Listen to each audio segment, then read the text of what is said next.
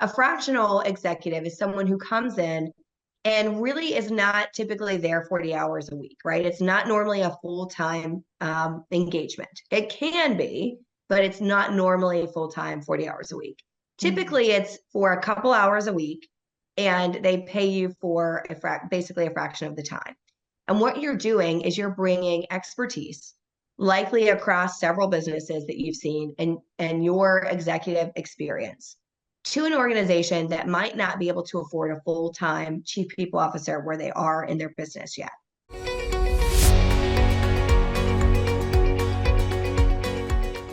Welcome to the All-in Recruitment podcast by Manatal, where we explore best practices, learnings, and trends with leaders in the recruitment space.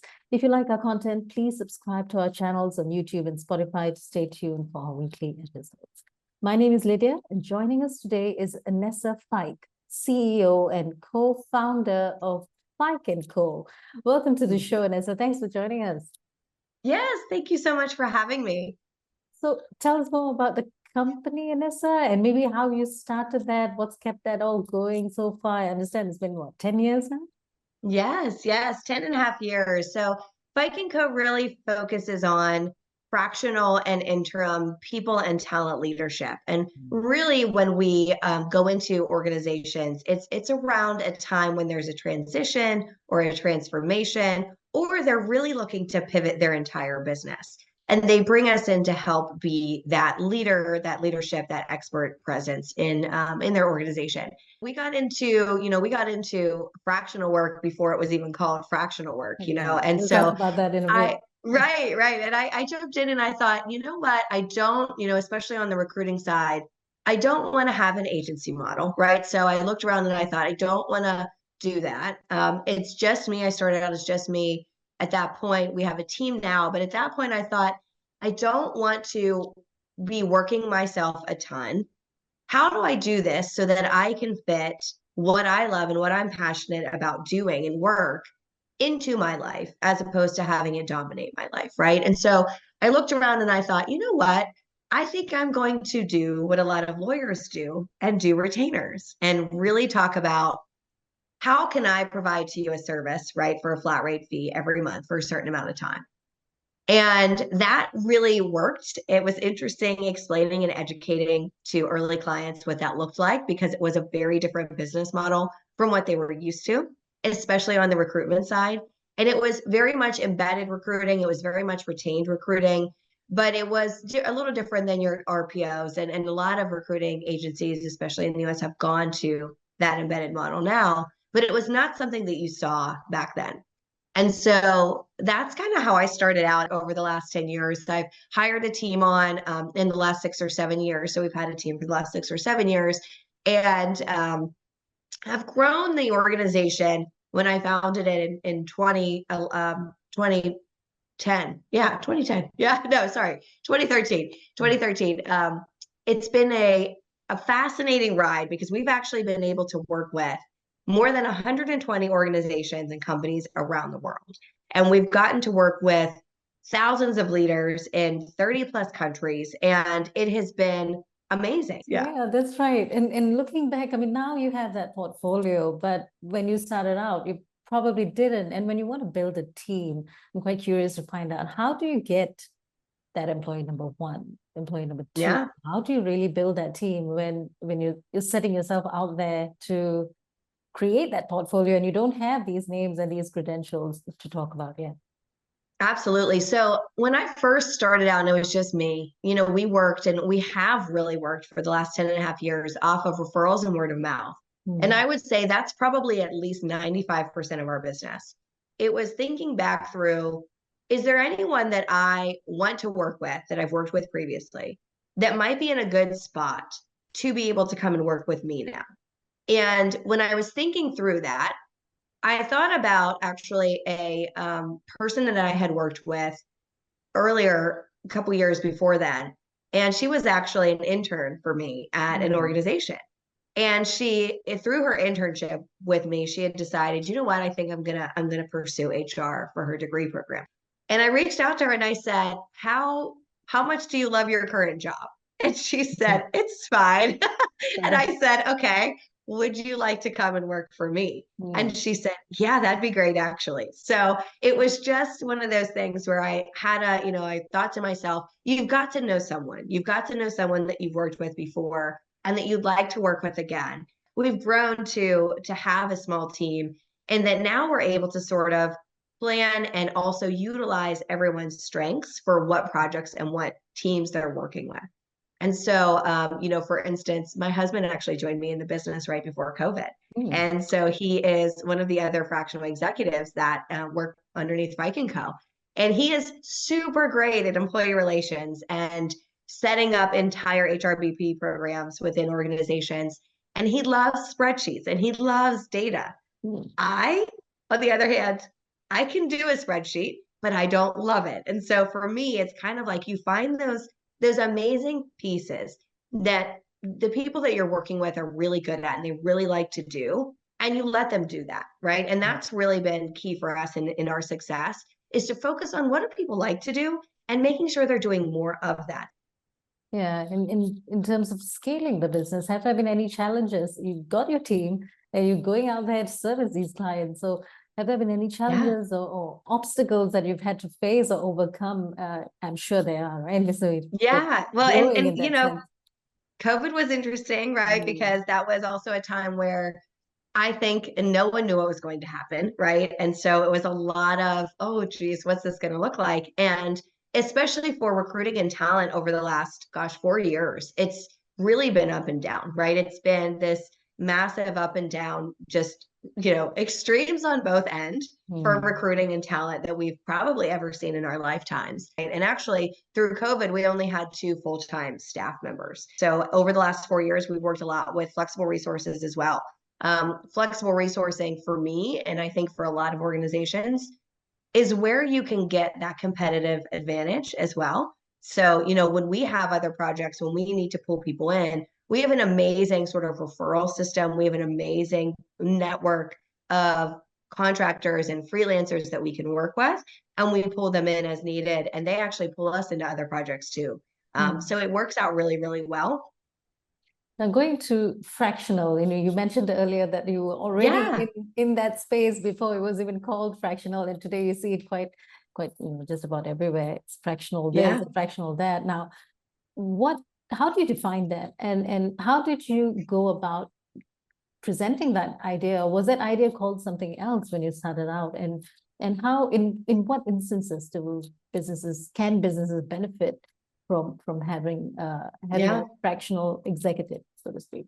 So fractional, to start, is I like to describe it in terms and kind of with advising, consulting, and freelancing, right? Because a lot of people think that fractional is one of those things, and it's slightly different than all of those things. So a fractional executive is someone who comes in and really is not typically there 40 hours a week, right? It's not normally a full-time engagement. It can be, but it's not normally full-time 40 hours a week. Typically, it's for a couple hours a week, and they pay you for basically a fraction of the time. And what you're doing is you're bringing expertise, likely across several businesses that you've seen, and your executive experience to an organization that might not be able to afford a full-time chief people officer where they are in their business yet. But they need that expertise. And they want to have someone who's been there and seen that and can help them avoid pitfalls. So they bring in a fractional executive. And so a fractional executive also does 2 things. They both do the strategy side of the business. So if you're looking for someone to come and help you strategize how to set up the people and the talent functions, and then they also do the execution and operation side of that. So they're doing both strategy and operations and execution. When you talk about consultants typically are coming in to execute on a strategy that already exists. So a consultant will come in and say, okay, this is your overall goal as a company. These are your OKRs, your KPIs. Okay, this is the result that you're looking for or something you're trying to solve. Okay, great. We'll kind of help you solve this piece, right? And they kind of take a piece out. They might give you loose strategy on that piece, and then they're going to execute on that piece. And so really, being able to have a fractional person in that time is a competitive advantage for the business. And it also helps save the business from losing out and going down the wrong path, and sometimes not being able to recover. That's a great point because, in terms of looking at trends and matching the patterns with the needs, I'm sure you would have also seen the ways in which your clients Yes, have yeah. benefited from this, right? So are there any success stories that you'd like to share with the audience in terms of Oh, yeah. getting the fractional executive through the door? Yeah, so I would say, there's lots of amazing case studies that we've had. For us, we've worked across different industries too as well, right? So for instance, when we were one of the first outside kind of like outsourced, people that I would say at Uber, when Uber decided that they wanted to expand Uber Eats, start Uber Eats. So when they first started Uber Eats, we worked with them on the corporate side to come in and help them expand all of their corporate roles that they were looking to have for Uber Eats on the East Coast through the Midwest. And so we really helped figure out, okay, what's a little bit of the workforce planning? What do we need? Who do we need in this role? What are we looking for? And really help them not only with the process on that side, but also to help them find the people to fill those roles. So it was a brand new business function for Uber, right? Uber Eats didn't exist. They were really just a ride sharing firm at that point. And delivering food was not something that Uber was known for previously. So that was a brand new business venture that we were brought in to help, be successful. And then another one that's more recent is, NPR was a recent National Public Radio, which is, huge in the United States and around the world, nonprofit organization. It's one of the very few, if any, nonprofit media organizations left in the United States. And so it was an interesting dynamic of a business, right? Because you have a media organization that's competing against the likes of New York Times and Washington Post and even, USA Today and some of the other pieces, and they're still a nonprofit while everyone else is a for-profit business. And so that's a really interesting dynamic of a business to come into. But we were brought in because we were asked to completely reimagine the talent team. So what they had been doing for years and years wasn't working. The talent team alone. Yeah, the talent team alone. Yeah. So we were asked to completely reimagine the talent team, to build the team back up, to reimagine processes, how the team was even viewed internally, right? Like there wasn't a good view towards the talent team previously at NPR. So how do we even shift mindsets in the organization? And so that was really fun as well. So those are probably like two of the stories that stick out in my mind of what we were able to do on that side, especially, pertaining to talent and the recruiting side. And you also talked about technology and implementing these tools, right? So what is your experience with, what do you think is the impact of recruitment technology so far in these 10 years that you've been running, or even before in your previous roles as recruiting director and others, right? So what do you think has been the impact of recruitment technology, AI, even generative AI, the things that we're seeing now in terms of efficiency, streamlining the process and just getting the results? It's been phenomenal to watch. I am one of those people, though, that's still really and especially in recruiting, I always want to make sure the candidate experience is the best that it can be. And sometimes those AI functions can help you do that. Sometimes they kind of go against that, right? So I think especially with some of the tools, you've got to vet what you are needing it for, and you've got to make sure you're doing the demos and make sure that you're able to really dive into what is happening. So it's one of those things where it's really getting smart with how you're using technology and not just putting technology as a blanket piece across everything, because that's not going to work. There is still this dynamic of humanity that needs to happen in recruiting. And it's still humans hiring humans. And yes, if we can, combat bias as much as we can, absolutely, we need to put that in place. But it's still a human relationship. It's still understanding what that human can bring to the table. And robots and AI, they can't see that yet, right? And so there definitely needs to still be this human to human dynamic. And I would say one last piece on the tech side is a lot of HR tech, especially in recruiting, is started by non-HR and non-recruiters. And understanding that allows you to understand why certain technology was built in certain ways. Like, because if someone's looking into our space and they're trying to build tech, they don't always understand the dynamics in place that we've all had experience with. In terms of using data and the numbers that are being, brought up by all these technologies, I mean, technology being the driver towards efficiency, but you also have the treasure trove that comes from data. So how do you make the most out of the data that you get from these technologies? And user friendliness is one thing, but also making sure that you know how to maximize or optimize that tool is something else. So to use that tool to get the results that you want. So how has data and analytics work?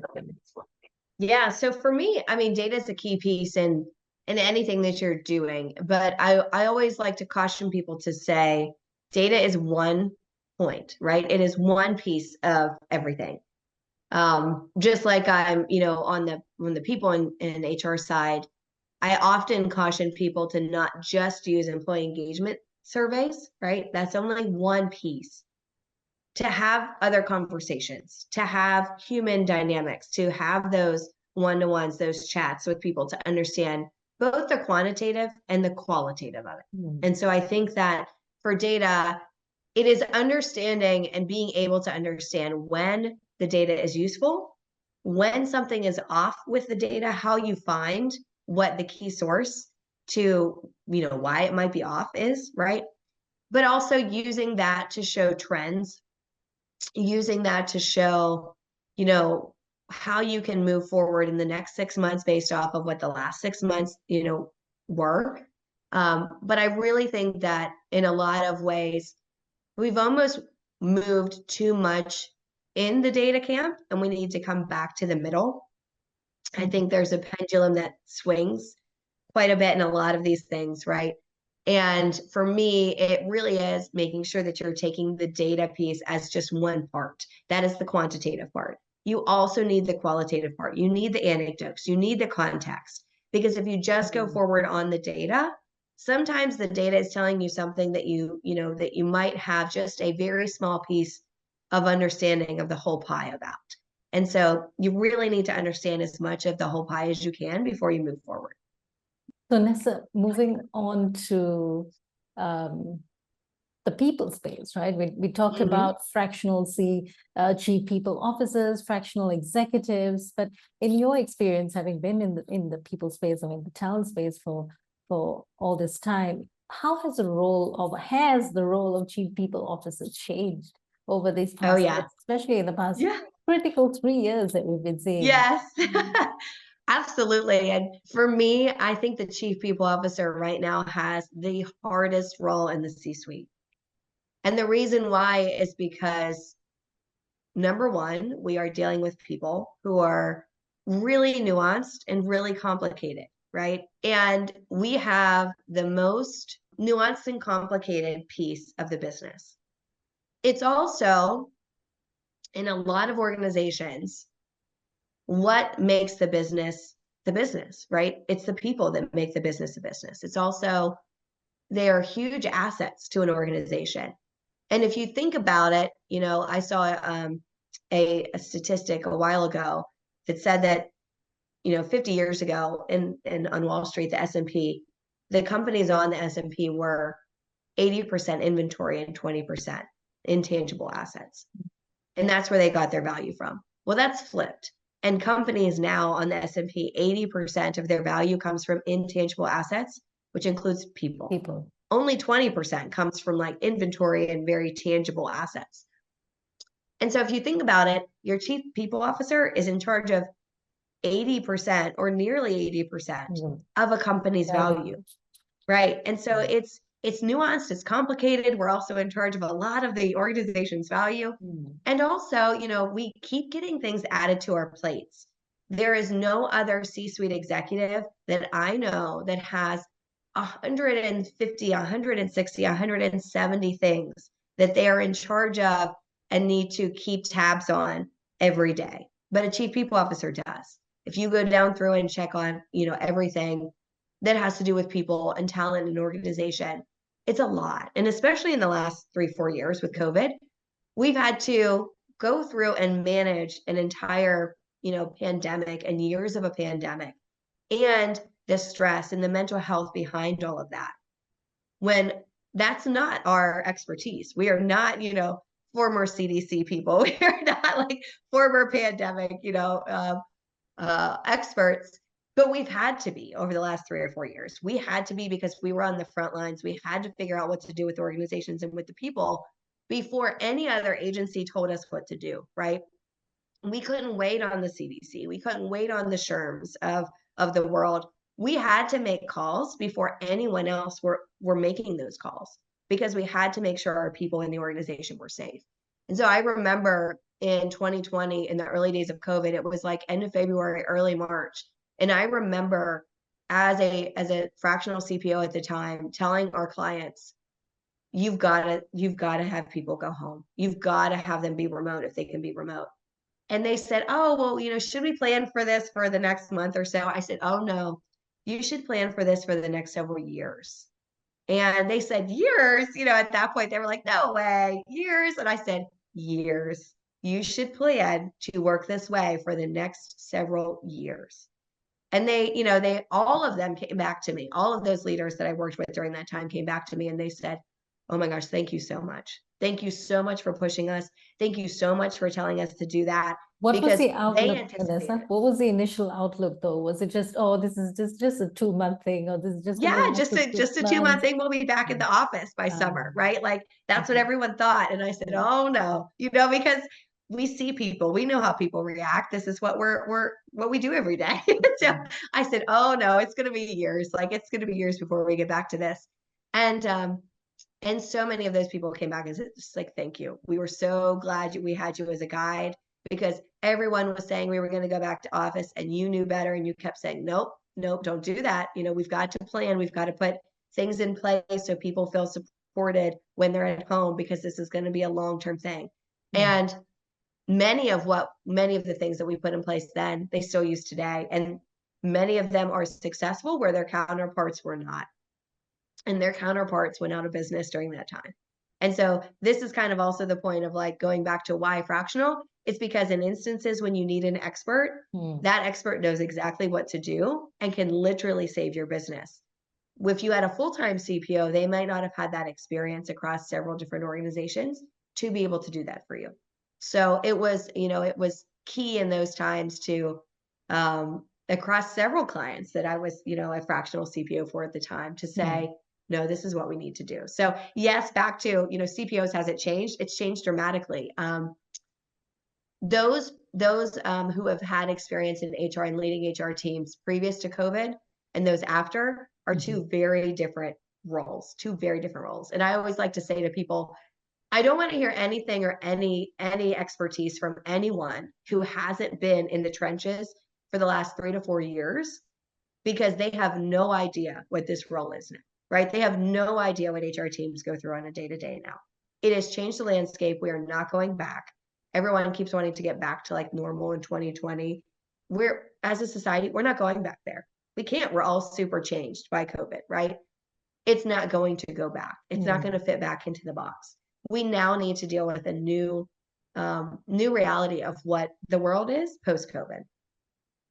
We've looked at COVID, post-COVID, how things have changed, and the new CPO that we're looking at. And let's envision the future of recruitment, Anessa. How do you envision the future of recruitment or recruitment professionals, the future work for recruitment professionals in the coming years? Absolutely. So I think that going back to, it's almost like going back to the tech piece. For me, it's how do you get smart with the tech you can utilize to almost empower and make your work more impactful, but not replace you, right? And so it's figuring out, I think in the next 5 years, what are those pieces of AI, what are those pieces of tech that we can implement to make processes smoother, but not at the expense of candidate experience. And that's going to be really key. I think also during probably the last 2 years, I would say, candidate experience has been abhorrent, right? Like there are so many horror stories where it's kind of like, I think a lot of people were so overwhelmed because, their counterparts were laid off or they have so many roles to fill They're so overwhelmed that they can't take the time needed for candidate experience. And I really think we need to get back to that. We need to get back to creating experiences that people enjoy going through, because I'm hearing, I don't know what it is around the last couple of months, but I'm hearing from several friends in the space that they're having 7 to 8 interviews with people. And then interviews keep getting stacked on. And for me, unless it is a C-suite, a C-suite role, an executive role, there is no reason why you need to have more than 4 interviews. And if you need to have more than 4 interviews, then you need to start over. You need to pull different people into the process because you don't know what you're doing, right? Like, and it's very apparent. So why do companies have 6 to 7 interviews, or even maybe 10? We've heard 10 before. Oh, yeah. So why do they need so many interviews? I think it's a couple of reasons. In my opinion, it's that they don't know what they want, number one, right? Like, they don't actually know what they want. So they're trying to find the thing that they want. Like, it's kind of like when you go, I liken this to like when you're going shopping and you're like, I need something new to wear, but I don't know what it is. I'll know it when I see it, right? That's how a lot of companies recruit. It's like, I'll know it when I see it, right? Will you? Because then we're just like, we're just keep going on this thing for who knows how long. They don't know what they want. Number 2 is I think that recruiters are still bombarded and overloaded. The recruiters that are in the organizations, because of the layoffs, because of all of the budget cuts, because of all the resource cuts, they're overloaded. So they can't give each process the time and attention that it needs. And I think that the third is people aren't always trained to be good interviewers. And so when I have found over the years that people want one more interview, one more thing, let's have one more person talk to this person, it's because they're not actually confident in their ability to interview effectively. And they're not confident in their ability to figure out what questions to ask that person, how to interact with that person to understand if they can do the role. And so I think there needs to be this mechanism of training, this mechanism of understanding and teaching people how to do recruiting well. And I have also found that when you're able to do that, when you're able to take the time to train and teach people how to do great recruiting, there's also less bias that comes into the program overall, right? Because you're able to say, I've heard so many times, as I'm sure everyone in recruiting has heard, I just liked them, or I just didn't like them, right? And it's like, but why? And if you can't tell me why, if there's no real reason, right? It's just like, I kind of feel it in my gut, or I kind of, I just kind of like this. I have an instinct. Okay. If you can't pinpoint anything, then I always say, leave it out. Like, I don't want to hear it, leave it out, right? If you can't tell me a pinpointed reason as to why you feel that way, that's based on their skills for the role, then I don't want to hear it, right? So it's those 3 things I think together that create these really long processes, and also, by the way, make that candidate experience way less stellar than it can be. Yeah, and this is definitely going to be a lesson to be learned once you're in there, and you can do interview number 5, and then you've got someone who's just dropped off, and you're like, oh, why is that? You realize you've got to go back to the first step and try to look for the next candidate. That's another time-consuming process altogether. Right. That's one of the reasons that lengthens these processes and gives over maybe results in the Glassdoor review. Yeah, exactly. Yeah, and exactly. Anessa, you've shared so many of these recruitment stories, fractional assignments that have come your way. And in terms of recruitment, in your experience, what has been your most memorable recruitment story so far? Oh gosh, I've had lots of fun ones over the years.